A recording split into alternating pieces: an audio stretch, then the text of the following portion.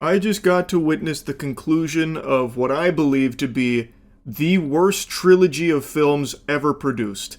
I think anyone that has subjected themselves to the torture of watching Strangers Chapter 1, Chapter 2, and Chapter 3 will probably agree that there is no series of films this bad. Because even though there are worst individual films, they don't ever see a sequel or, heaven forbid, a trilogy. Usually, they just stop at the first blunder, but somehow Chapter 1, Chapter 2, and Chapter 3 of The Strangers goes the distance.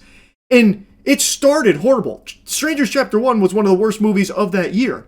And then Strangers Chapter 2 came out, and that was one of the worst movies of that year. And now Strangers Chapter 3 is here, and it is no doubt one of the worst movies that this year we'll see. To quickly clear up confusion, because every time I mention this franchise, people think about the wrong film. The Strangers Chapter 1 I'm referring to is not the 2008 classic that most people fondly remember, myself included. I'm talking about the 2024 soft reboot called The Strangers Chapter 1 that I wager 99% of you didn't even know exists. This movie is horrible. Strangers Chapter 1 is horrible. Chapter 2 is terrible, and Chapter 3 is what I can only describe as sinful, because it's a level that is so atrocious that I actually feel dirty, and I feel like in the eyes of the Lord I am now lesser in his eyes for having watched it. This defies all sense of rational thinking. Strangers Chapter 1 started awful, and each new entry into the franchise only got worse. They learned no lessons and only kept progressively getting shittier. I didn't even think something like that was possible. But before diving in, I want to just quickly let you all know that right now we're doing a Chainsaw Man collab with Starforge, so if you've ever wanted to upgrade your PC and also are a huge fan of Chainsaw Man, now's the perfect time to check it out. Link in the description. Anyway, since I bore witness to it, I want to share my thoughts. Of course, I wrote down notes here because this one was shockingly bad. Somehow, even though they had already filmed all three movies, this one feels extremely rushed, like they had no time, no budget left, and not a single fucking care in the world to finish it off in a sensible manner. Anyway, this picks up right where Chapter 2 leaves off, after our main character, Maya, was able to overpower one of her pursuers and ends up with her death. She killed one of the strangers. It was the main love interest from the guy in the mask with the axe. His name is Gregory. And the woman that is killed now was his childhood crush. They killed Tamara together, and since that day they were obsessed with killing random people that came into town. So it picks up right after she's dead. Gregory's over her corpse, hits it with the axe a few times, and then throws it in the back of his pickup truck with the other girl that's following him around, who's still a mystery as of this moment. Oh, spoiler warning, by the way. Who gives a fuck? No one cares. Spoiler warning, though. Maya is watching all of this unfold. Gregory and her drive away, and then Maya starts walking. She was hiding in the forest watching all this. So she's walking along the road. The sheriff then picks her up, and the sheriff's giving real creepy vibes, feeling real yucky. So Maya tricks him and steals his vehicle. As Maya is driving away, she gets maybe 50 yards. She didn't get far at all. She got about as many yards as Drake May did in the Super Bowl in the first half. She gets literally nowhere, puts the pedal to the metal, and instantly takes her eyes off the road to start fiddling around in something in the passenger seat and crashes the car. Immediately. I'm pretty sure the sheriff could still see her after she crashed the car. And then Gregory comes back in the pickup truck and knocks her out and takes her out of the car.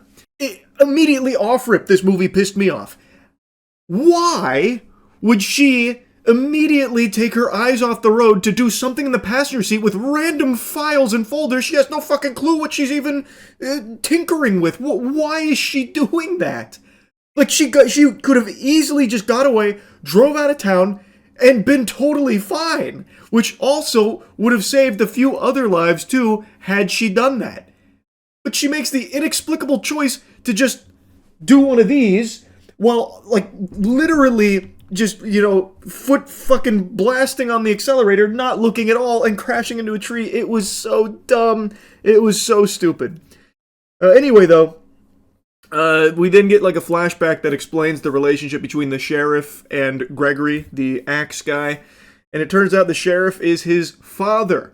And his father wanted to protect his son. His son was facing imprisonment for the murder of Tamara.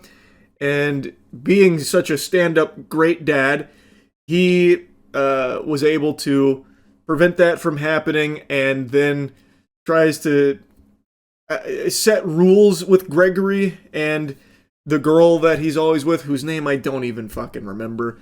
But the two that started this whole thing of killing, they randomly just murder a guy in the woods with an axe, and the sheriff comes over and he's like, son, I knew this was going to happen again, so we're going to need to lay some ground rules. You can't kill townspeople. You can only murder people that visit us. Because surely that won't be looked into and investigated, and surely they don't have anyone that cares about them. So that was the plan. It was bulletproof, really. So the sheriff does everything in his power to like bury the investigation on all of the people that go to this small town and end up missing, knowing full well Gregory and her and the other girl are murdering them.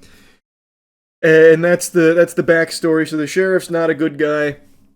But Gregory, in the last movie, ended up killing some townspeople, which has the townspeople even more scared because they know that when people come to this small town, they die, they end up missing, but they know that since they're residents of the town, they're safe, until all of a sudden they're not, because Gregory has now killed some normal townspeople. So the sheriff's partner's like, look, but I'm going to call in the out-of-state police because this is out of control now. And then the sheriff kills him. He jabs him in the head with like a tiny little medical instrument, instantly killing him. So then Gregory has Maya in like this underground facility, and he puts the mask on her, the mask that the girls wear, the strangers wear. He puts that on Maya, so that way she'll team up and join his crew, which she does. So now Maya's traveling with Gregory and the other girl to go murder some out-of-town people. But while this is going on, Maya's sister, her sister's husband, and then some agent, I guess, he's like the hired muscle, have arrived at the small town trying to gather clues about Maya's whereabouts. You know, is she safe? They're here to save her, but the town's being all weird, and then they pick up on the sheriff's odd vibe, so they start following him. We then get another flashback sequence. Gregory and the girl are a little bit older, but they're still supposed to be kids, and they're at the gas station choosing their next target to murder. She goes inside the gas station to get some food, and some weirdo walks up to her and starts hitting on her with some really, really uncomfortable dialogue, saying, I'm really good with my hands. And then the dude's girlfriend comes out and she's like, I thought you said you'd never do this kind of thing again. You promised. And he's like, shut up, babe. You know what it looks like. And then they go off to the motel together. And then Gregory and that girl decide that that's going to be their target, those two. So they go to the motel with intent to kill them. She knocks on the door with the classic, is Tamara here? And there was no response, so then they break in to find that that girl had actually stabbed and killed the boyfriend. She had murdered the boyfriend, and then she joins their team. So that's the third stranger. That's the other girl in the crew, is that lady who murdered her boyfriend there. That's the gang, and that's the whole backstory. Now, one thing this movie really likes to do is bastardize the iconic line from the original Strangers movie, which was, when asked, why are you doing this? The response was, because you were home. This franchise has completely ruined that, and they've changed it to, because you're here. So, throughout this trilogy, the victims asked, why are you doing this? And they say, because you're here. They do that again in the beginning of this movie, where they're just showcasing a random kill, just in order to remind you of, like, the 2008 movie that a lot of people still associate with this franchise, even though this is so far removed from it. It's a joke.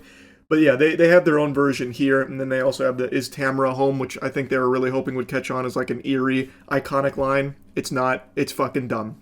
Anyway, though, I think that's the last flashback in the movie. So, what happens next? Maya has now joined the team, unwillingly, like she is tied, like her hands are tied, and they're in a hotel. They have found some victims, they've broken in, they've tied them to chairs, And now Gregory tells Maya to kill one. She shakes her head, she refuses, so then Gregory starts killing one of them with an axe. He kills this man with an axe, and while he's doing that, Maya grabs the machete out of the girl's hand and stabs and kills her. The other stranger, the girl that we just learned about in the flashback.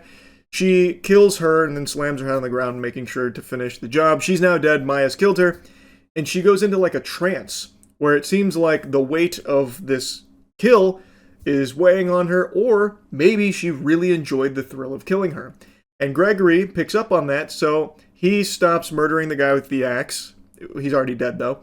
And he stands up Maya and then guides her hand with the blade to kill the other girl, which she does.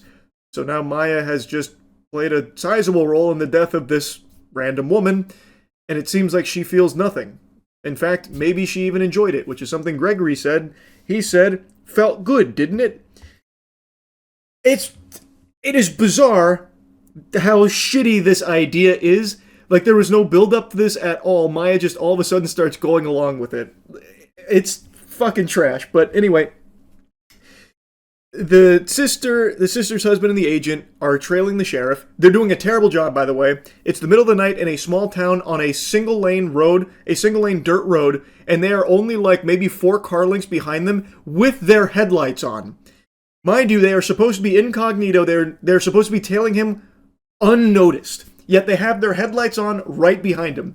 So then the sheriff pulls over and turns his headlights off and basically just disappears. So then they drive by him, get lost, find a random trailer, and the agent's like, you guys need to go in the trailer and stay safe. I'm going to go wander around in the woods here. Which he does. He wanders around the woods. He finds this sawmill type thing, which has a wood chipper, which we saw earlier. They'd shoot up a body there to hide evidence. He wanders over there and finds that, and then the sheriff finds him and just shoots and kills him. So the agent does nothing besides just lead the sister and the husband into a fucking random trailer. Gregory then shows up with Maya with him, and Gregory knocks over the trailer, and while doing so, her sister's husband just starts randomly shooting. He was given a gun by the agent, so he just starts randomly just fucking firing shots at nothing, shooting at ghosts, and then he's out of ammo, so then Gregory just comes in and kills him with the axe right in front of his wife. And then he drags the sister in front of Maya. Maya's watching this whole thing, pretty emotionless. There's a couple tears that kind of stream down her face, but overall it's really hollow, and I think it's supposed to drive home this shell shock idea, but it's really poorly done. And then he just kills her sister right in front of her, to which she still has no real reaction. And then Gregory just leaves with the sheriff, and then Maya just takes his pickup truck with her sister's body and drives away.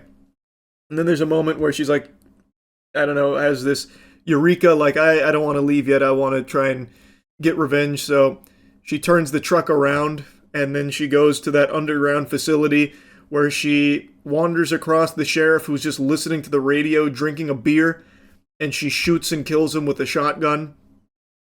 And then she wanders into a room which is just full of fucking candles and scribblings on the wall. Turns out that's Gregory's room. And Gregory comes in there and they share the worst dialogue together. I wrote this down. I could not believe this dialogue. Also, I don't know how she even found this underground facility in the first place. She was held here for maybe 2 seconds and somehow remembered exactly where it was off of a quick sign. But regardless, when Gregory enters the room, it is the worst exchange I've ever seen. What is supposed to be this clash and a very tense moment is just embarrassing. I couldn't even get the words down in the notepad because I was just so, I was fuming at the cringe. So, the first thing here is just a bunch of gibberish because I just started pounding on the keypad on my phone and then said, it's so fucking cringe. Quote, she was the only light in the dark. This is referring to the girl that Maya killed in Chapter 2. The one that grew up with him murdering together. It is a monologue about how the only thing in Gregory's life was her. The only good thing in the pain. There's only pain in Gregory. It's only just pain. Except for her, but now she's gone, so it's pain again. And it's dark. It's so dark. And Maya says, it's quiet in the dark. So now she's like relating to him like, yes, the dark. I have nothing now, which is something she says when he says, now you have the pain. I freed you from it. I freed you from everything. Now all you have is pain like me. She says, no, I don't have pain. I have nothing. You've given me nothing. It's all nothing now. It's so bad. It's so bad. And she finishes it by saying, the only thing I have left is you. And then she's already asked him to take the mask off so she can have this heart-to-heart. And then they get like really intimate, like romantic, but in an animalistic way. So he starts sniffing her, gritting his teeth, and snarling as she's petting him. I thought he was about to transform into a werewolf or something. So like he's just like nuzzling her and doing this. And she's petting him this whole time. And he's just like nuzzling her. It's so bad. It's so bad. And then she stabs him. So they start hugging and then she stabs him. And then she grabs the axe and kills him with the axe. But right before she kills him with the axe, he smiles and says, we're the same now. And she says, maybe. Before delivering the final blow with the axe. And the movie ends with her leaving the underground facility with the mask in hand. The mask that Gregory used.